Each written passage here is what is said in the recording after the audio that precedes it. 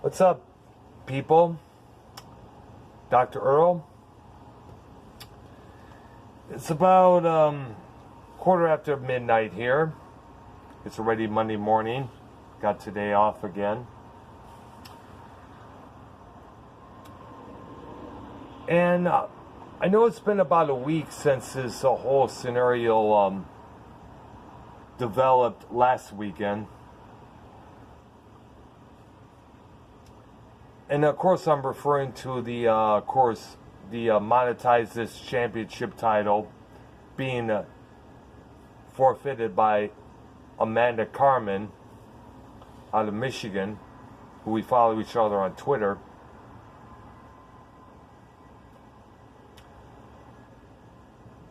And of course, a little comment about having to monetize this championship causing pain and agony for one other individual.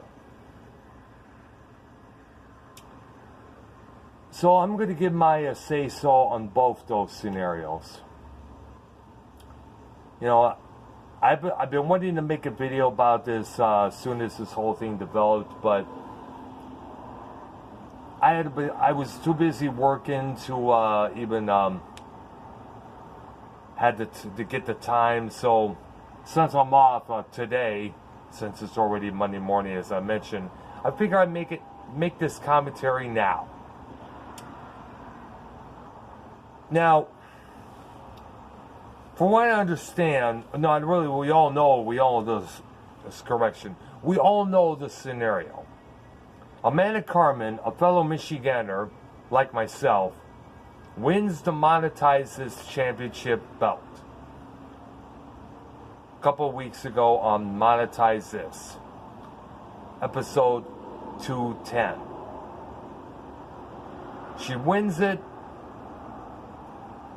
She demands that Tommy NC 2010, who was the champion at that time, send it to her, or else she will call the cops. Which I doubt she could ever do. Because Tommy's making remarks like, I'm going to keep this belt and do all sorts of things with it, blah, blah, blah. Because, you know, that was his dream, to have that championship belt around him. And I guess he doesn't want to let it go.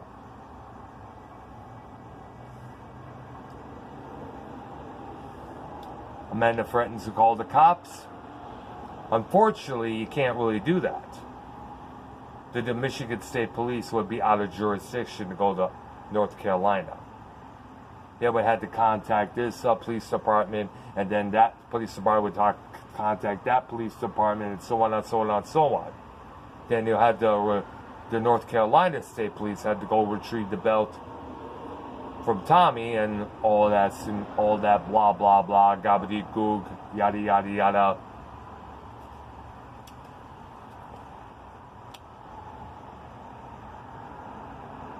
So now Amanda has the belt. OK Fabe on Twitter posts tweets congratulations to her for winning it. Then a response from Tattoo Mistress says, I hope you're prepared for what comes with that belt. It's exactly what you mean, replies Amanda. It's full of drama and such and such.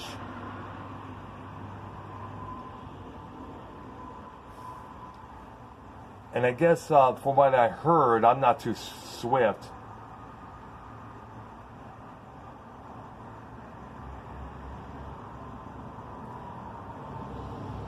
It gives more details on how much drama comes along with the belt. So Amanda forfeits the title the next day. Pisses off Joe Cronin, pisses off his fans, and pisses off the oodles of donators who donated money to give her points to help her win that championship title. A couple of them wanted refunds. They wanted their money back. Joe had to do that a couple times.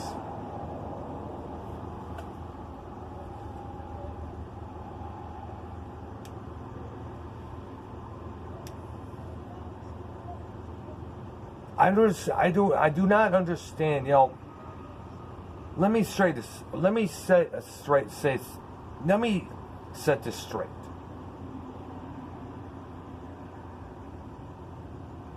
You won a championship title voted for you on behalf of the fans of that program.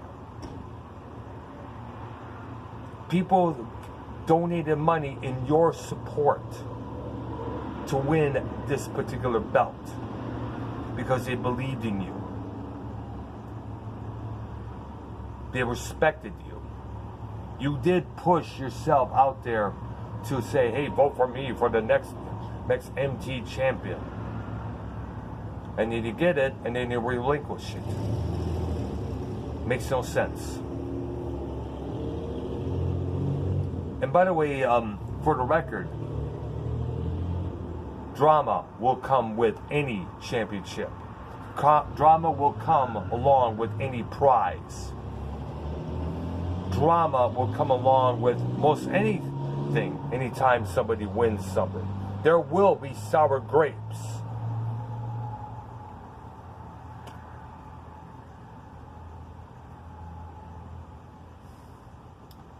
So right now, Amanda Carman is now being called Carmana Arman, by, of course, Justin Bailey.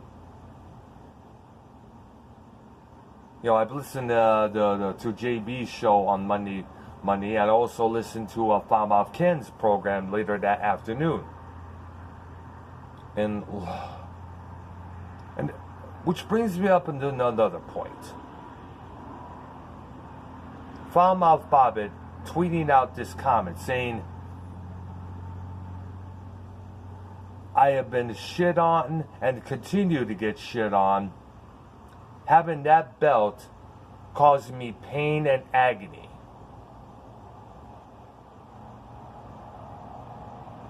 Bobbitt, love you, dude, but you are massively incorrect. The same thing with Amanda Carman. You were voted by the fans of that show. You were voted by the hundreds of donators who donated in your name so you can win that belt.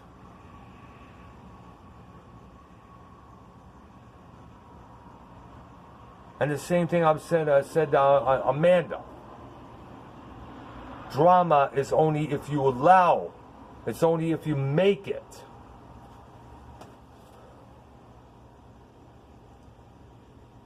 Pain and agony, Bobbitt. Let me give you examples. Let me give you a couple examples of what real pain and agony is. Pain and agony is knowing that your father, for the last 12 years of his life, may soon pass away. Not knowing. Pain and agony is watching your father go through those years battling rheumatoid arthritis to the point where he was skin and bones and bedridden for a year and a half of his life.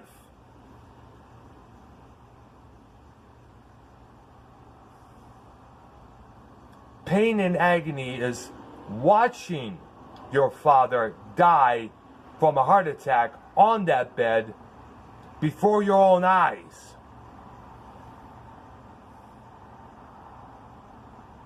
I still remember it as clear as day. A sight I don't want anybody to ever watch.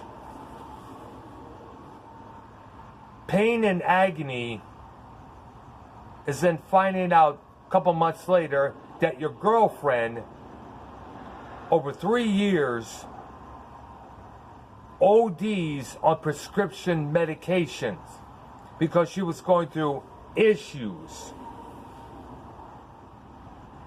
She had what they call a chemical imbalance.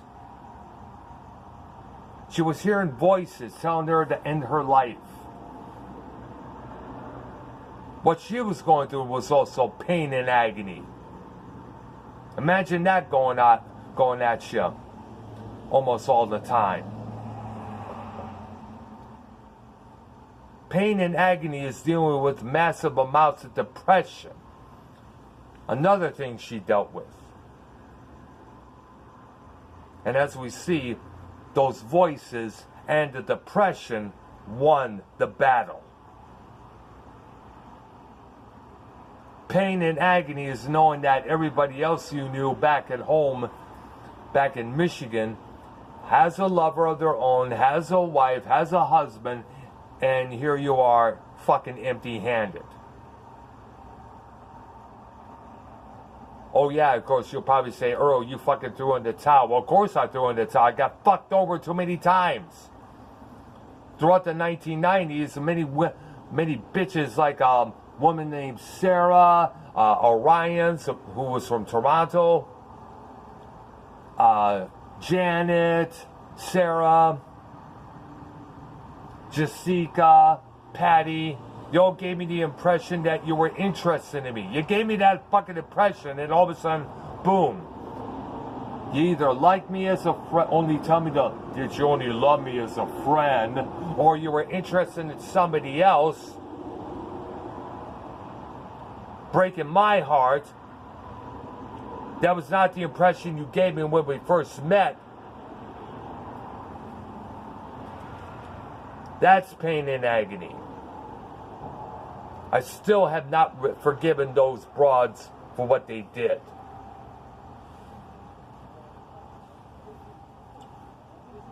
Pain and agony is also spending all your time and energy, effort, and moolah for a woman that you were involved with for 4 years.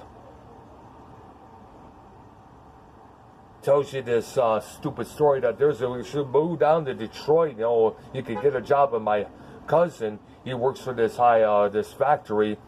Fucking never hired me. He never hired me. I called how many times? He said, "Oh, call back in 2 weeks. Call back in 2 weeks," and so I gave up. He never hired me. He fucking lied to me. That's pain and agony. It's also when you try to file applications everywhere around the areas, including Lincoln Park, Allen Park, Wyandotte, E-Course. No one's hiring you. No one's hiring. Sorry, we are not hiring now, but we can't. But if you give us a name, we'll call you. Never did. Only had one fucking job interview, but that's for a restaurant in the Corktown area.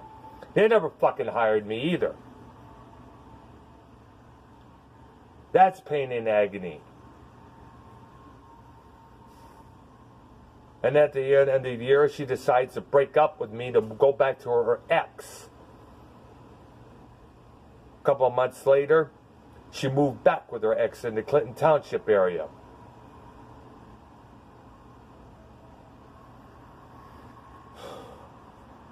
Leave me there with her oldest son and a couple other people that moved in.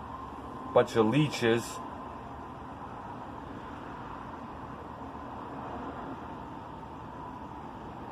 And every day you're still angry, you're still raging inside. That's fucking pain and agony. Getting fucked over for somebody else. Somebody else who broke up with her years before over some stupid excuse. Oh, I'm going through hard times right now. I'm going through a job situation. Fuck you, David. Fuck you, David Andy. You wanted to fucking play around.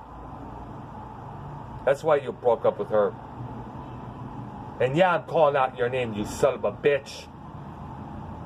Oh, it was over before you... No, fuck you.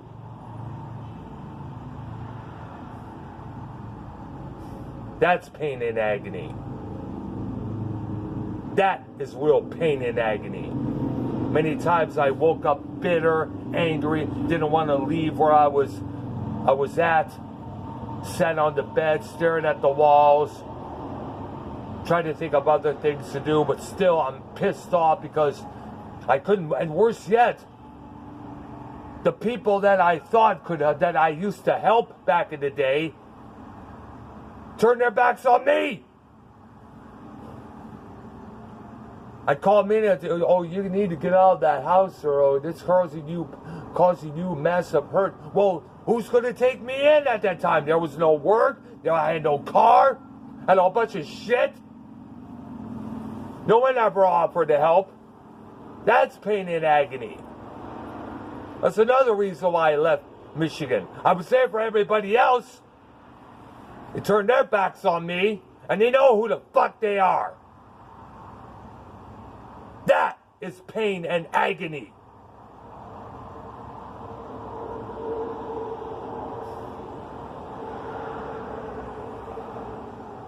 Now, you could probably say all you want. I'm not going to hate you, Bobbit. I don't hate you at all. I just feel that you're massively incorrect, as I stated.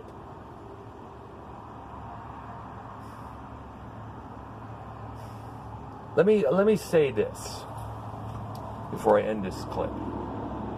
Know the difference between what real agony is. Or better yet, let me put it in a more better perspective. Some people don't know what real pain and agony is until they experience it.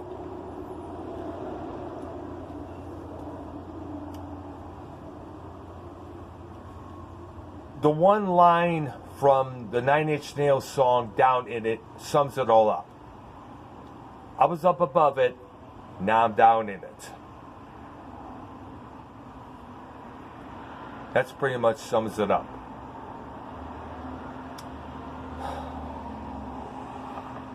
Now, once again, I'm not knocking, I don't want to knock anybody. I just want to explain a few things, my thoughts on the whole, on what happened last weekend, you know.